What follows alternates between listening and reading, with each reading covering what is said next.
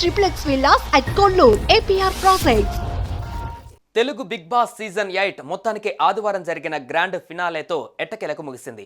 ఈసారి టీవీ నటుడు నిఖిల్ విన్నర్గా నిలవగా వైల్డ్ కార్డుతో ఎంట్రీ ఇచ్చిన గౌతమ్ రన్నర్ అప్గా నిలిచాడు. దీంతో విన్నర్గా నిలిచిన నిఖిల్కు పలువురు శుభాకాంక్షలు తెలియజేస్తున్నారు. సీజన్ 8 ట్రోఫీ అందుకున్న నిఖిల్కు ఎంత ప్రైజ్ మనీ వచ్చింది, దీంతో పాటు ఎలాంటి బహుమతులు అందుకున్నాడనే చర్చ ఇప్పుడు జోరుగా సాగుతోంది. గతంలో ముగిసిన సీజన్లతో పోలిస్తే ఈ సీజన్లో భారీగానే ప్రైజ్ మనీ ఇచ్చారు. ఇంతకు నిఖిల్కు అందుకున్న ఆ ప్రైజ్ మనీ ఎంత? మీకు తెలియని మరిన్ని సంగతులు ఏంటో ఇప్పుడు తెలుసుకుందాం.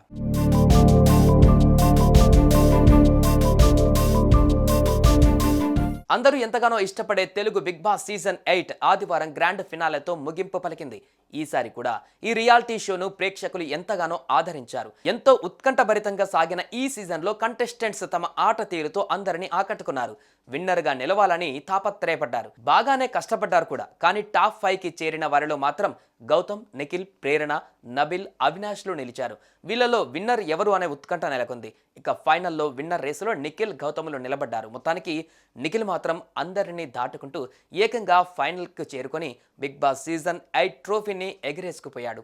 బిగ్ బాస్ సీజన్ 8 విన్నర్గా ట్రోఫీ అందుకున్న నిఖిల్ ఈ సందర్భంగా ఆడియన్స్కు, ఇతర కంటెస్టెంట్లకు కృతజ్ఞతలు తెలిపారు.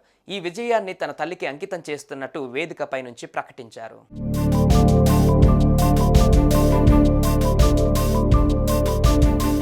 కాగా నిఖిల్ గ్లోబల్ స్టార్ రామ్ చరణ్ చేతుల మీదుగా 55 లక్షల చెక్ అందుకున్నాడు.